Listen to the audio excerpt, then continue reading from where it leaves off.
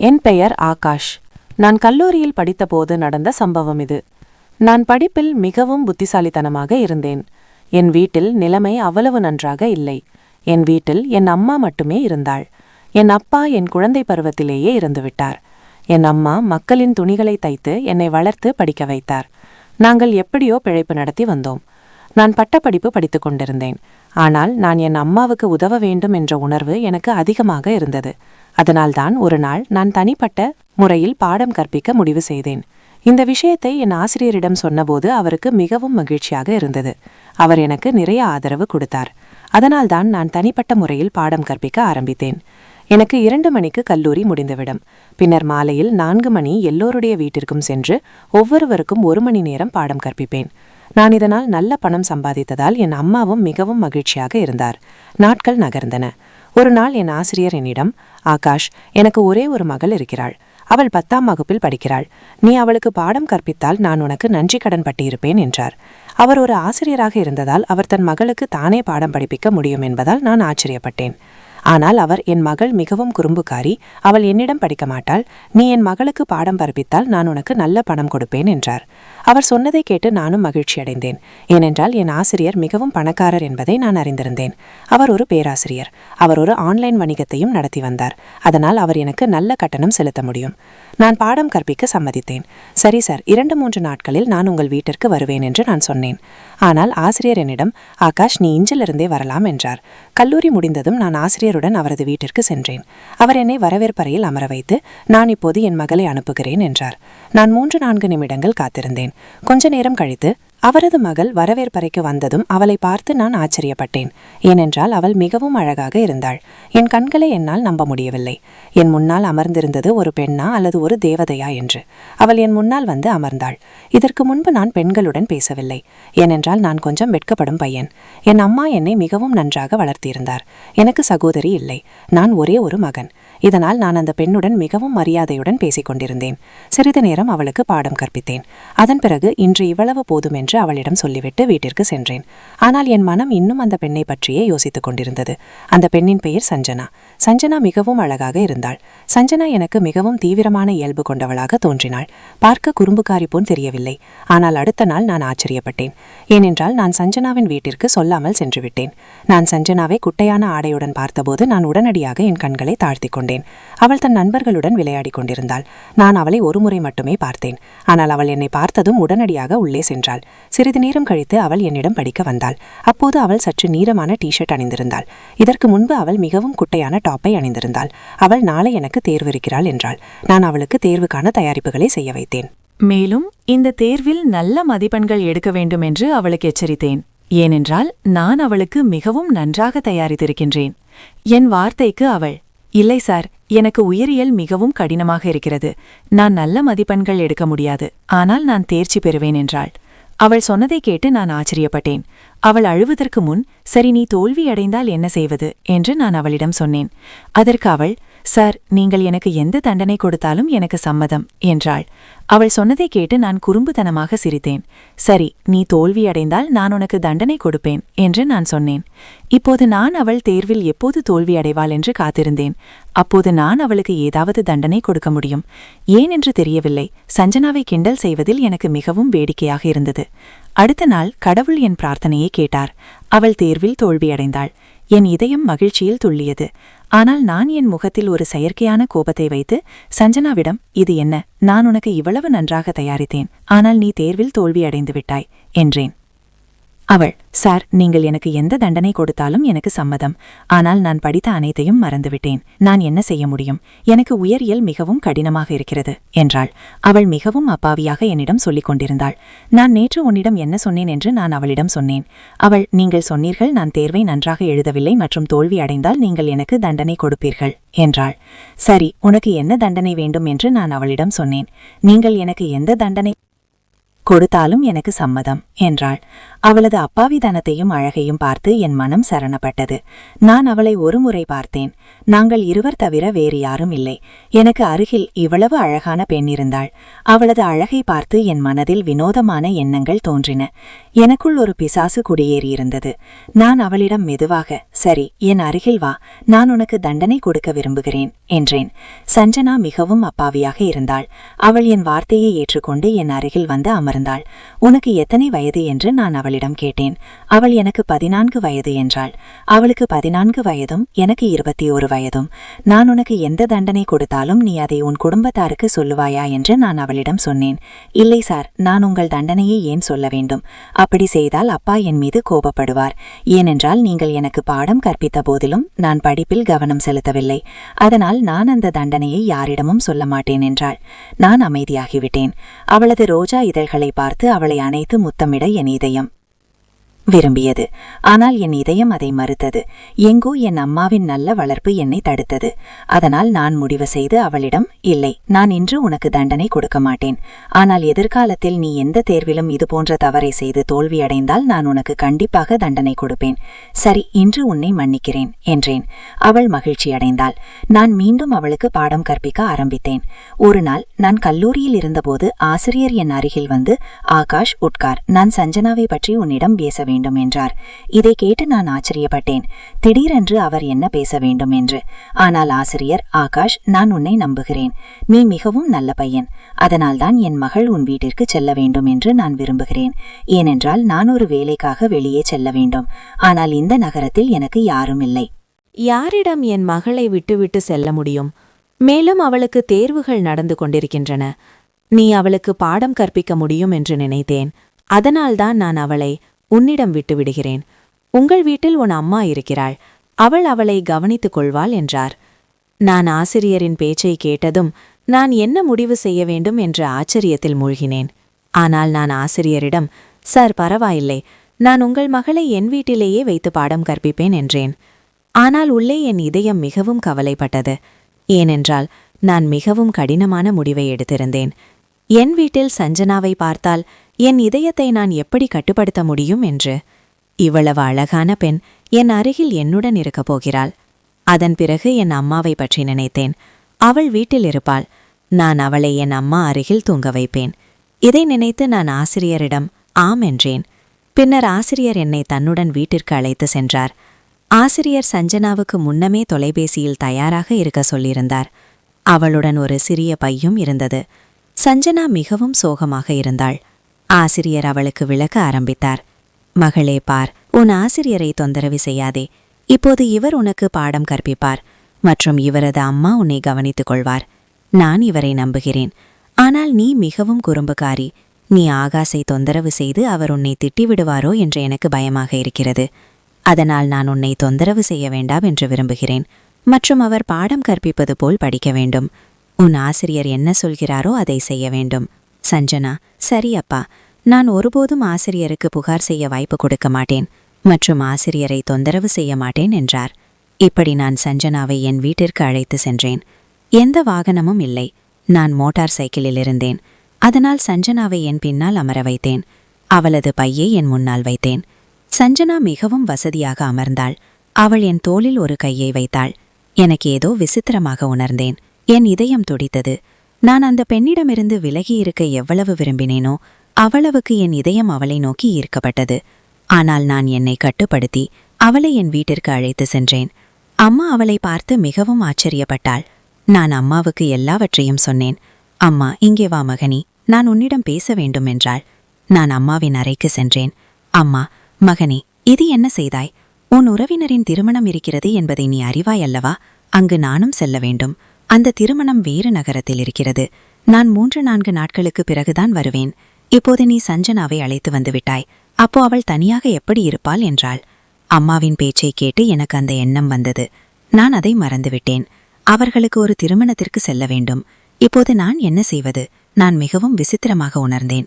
ஆனால் நான் என்னையே சமாதானப்படுத்திக் கொண்டேன். அம்மாவிடம் இப்போது பிரச்சனைக்கு ஒரு தீர்வு காண்போம். நான் சஞ்சனாவை திருப்பி அனுப்ப முடியாது. ஏனென்றால் சஞ்சனாவின் அப்பா சென்று விட்டார். நான் இப்போது ஆசிரியரை மறுத்தால் அது அவருக்கு பிடிக்காது. அதனால் நீங்கள் நகரத்திற்கு செல்லுங்கள். நான் சஞ்சனாவை கவனித்துக் கொள்வேன். அவள் மிகவும் நல்ல குழந்தை. எனக்கு எந்த பிரச்சனையும் இருக்காதென்றேன். அம்மா, இல்லை இல்லை, அப்படி செய்ய முடியாது. அக்கம் பக்கத்தினர் பேசுவார்கள் என்றாள். எனக்கு கோபம் வந்தது. நான், அம்மா, நீங்கள் அக்கம் பக்கத்தினர் பேச்சுகளை எப்போது நம்ப ஆரம்பித்தீர்கள்? என் எண்ணம் என்னவென்று உங்களுக்கு தெரியும் அல்லவா? உங்கள் மகனை நீங்கள் நம்பவில்லையா? நீங்கள் நிம்மதியாக திருமணத்திற்குச் செல்லுங்கள். எல்லாவற்றையும் என் மீது விட்டுவிடுங்கள். உங்கள் வளர்ப்புக்கு ஒருபோதும் கலங்கம் வரவிட மாட்டேன் என்றேன். என் அம்மாவுக்கு என் மீது நம்பிக்கை இருந்தது. என் மீது நம்பிக்கை வைத்து அவர் திருமணத்திற்குச் சென்றார். இப்போது இந்த வீட்டில் நானும் சஞ்சனாவும் இருந்தோம். அவள் என்னிடம், சார், உங்கள் அம்மா எங்கே சென்றார் என்று கேட்டாள். நான், அவருக்கு வெளியே கொஞ்சம் வேலை இருந்தது, இரவு வந்து விடுவார் என்றேன். நான் அவளிடம் வேறு எதுவும் சொல்லவில்லை. அம்மா வேலைக்காகச் சென்றார், விரைவில் திரும்பி வந்து விடுவார் என்று சொன்னேன். அவள் என் பேச்சை நம்பினாள். ஆனால் உள்ளுக்குள் நானும் கவலைப்பட்டேன். ஏனென்றால் நான் அப்படி செய்திருக்க கூடாது என்று இப்போது எனக்கு தோன்றியது. நான் அவளிடம் போய் சொல்லியிருக்க கூடாது. ஆனால் நான் நிர்பந்திக்கப்பட்டேன். இந்த வீட்டில் நாங்கள் இருவரும் தனியாக இருக்கிறோம் என்று சஞ்சனாவுக்கு தெரிய விரும்பவில்லை.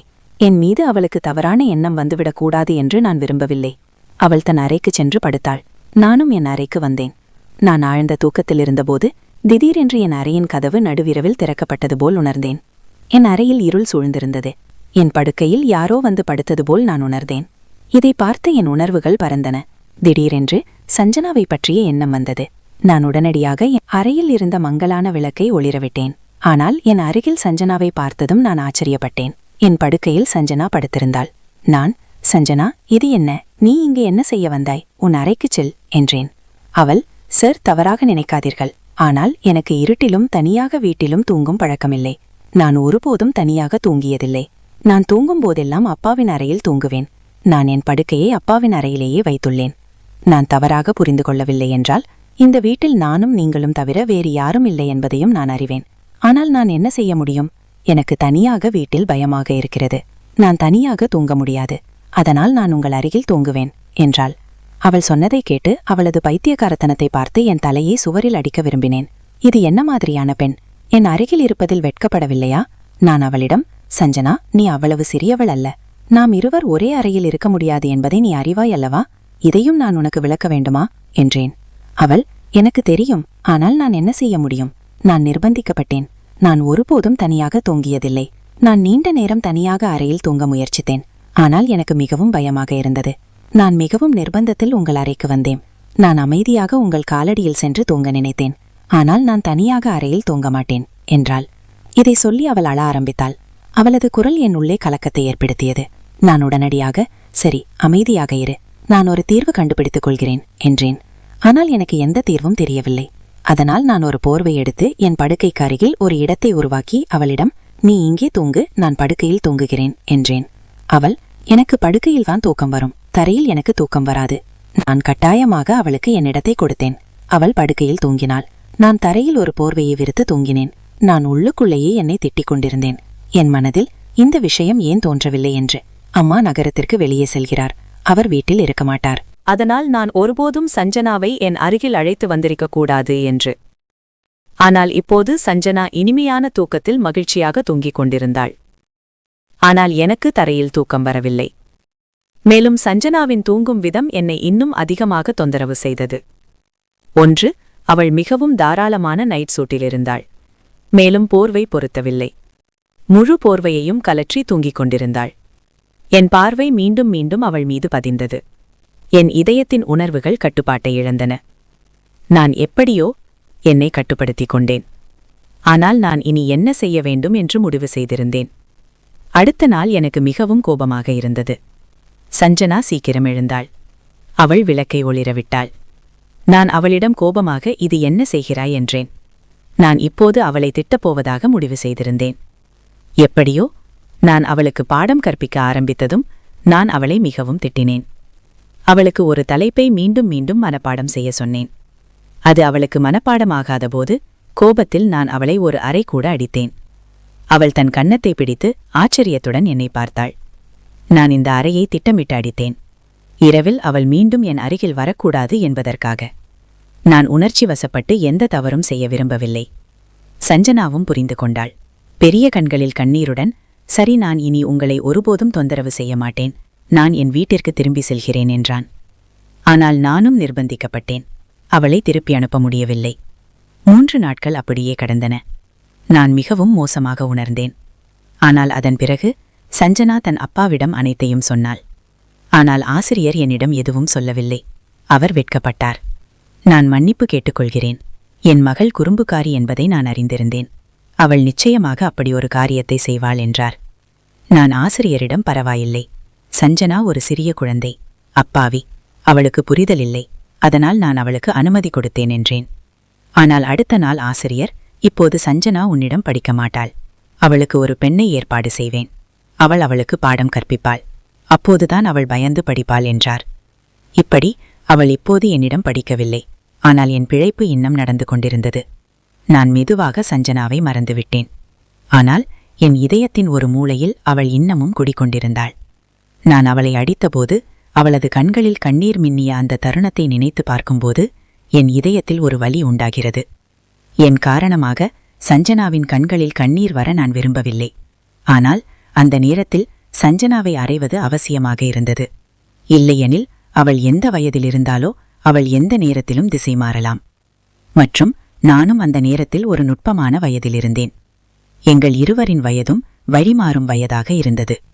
அந்த நேரத்தில் நான் ஏதாவது தவறு செய்திருந்தால் வாழ்நாள் முழுவதும் என் கண்களை நானும் சந்திக்க முடியாது. என் அம்மாவின் முன்னால் நிமிர்ந்து பேச முடியாது. அதனால் கட்டாயமாக சஞ்சனாவை சரியான பாதைக்கு கொண்டுவர அவளை அடைவது அவசியமாக இருந்தது. 5 வருடங்கள் கடந்துவிட்டன. ஒரு நாள் அவள் இப்போது பல்கலைக்கழகத்திற்கு சென்று விட்டாள் என்று எனக்கு தெரிய வந்தது. நான் மிகவும் ஆச்சரியப்பட்டேன். ஏனென்றால் அந்த நேரத்தில் நான் இளங்கலை அறிவியல் படித்துக் கொண்டிருந்தேன். அவள் என்னுடன் 7 வயது இளையவள். ஒரு நாள் திடீரென்று என் பார்வை பல்கலைக்கழகத்தின் வாயிலில் சஞ்சனா மீது பட்டது. அவளது அழகை பார்த்து நான் ஆச்சரியப்பட்டேன். அவள் ஒரு சிறிய குறும்புக்காரி அல்ல, ஆனால் ஒரு பெரிய புத்திசாலித்தனமான பெண்ணாக மாறியிருந்தாள். அவளுக்கு பல்கலைக்கழகத்தின் காற்று பட்டிருந்தது. சில பையன்கள் அவளை சுற்றி நின்று அவளுடன் பேசிக் கொண்டிருந்தனர். நான் ஆச்சரியப்பட்டேன். நான் ஒருமுறை அவளை பார்த்தேன். ஒருவேளை அவள் என்னையும் அடையாளம் கண்டு கொண்டாள். ஆனால் அவள் என் அருகில் வரவில்லை. அவள் ஏன் என் அருகில் வரவில்லை என்று நான் மிகவும் ஆச்சரியப்பட்டேன். பல நாட்கள் அப்படியே கடந்தன. என் இதயம் எங்கோ துடித்துக் கொண்டிருந்தது. இதயத்தில் மறைந்திருந்த சஞ்சனாவுக்கான காதல் மீண்டும் துடித்தது. நான் தினமும் சஞ்சனாவை பார்ப்பேன்.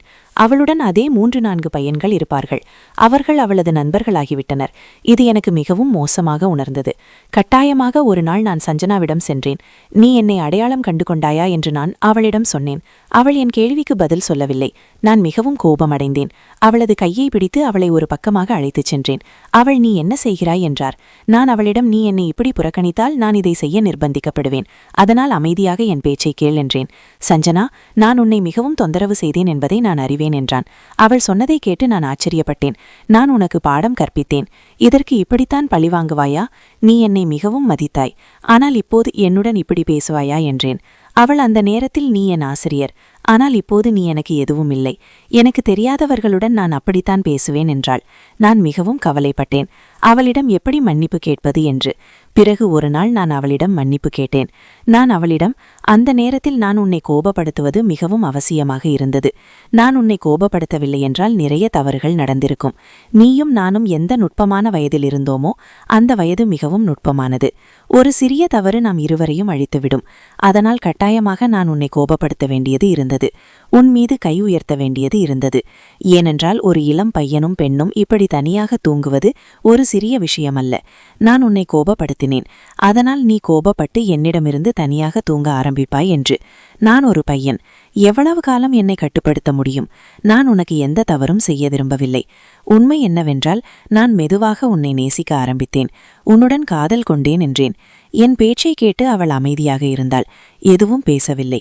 ஆனால் அவளது கண்களின் ஒளிர்த்தல் அவள் என் பேச்சை கேட்டு மகிழ்ச்சியடைந்தாள் என்று எனக்கு காட்டியது. ஒருவேளை அவளும் என்னை காதலித்திருக்கலாம்.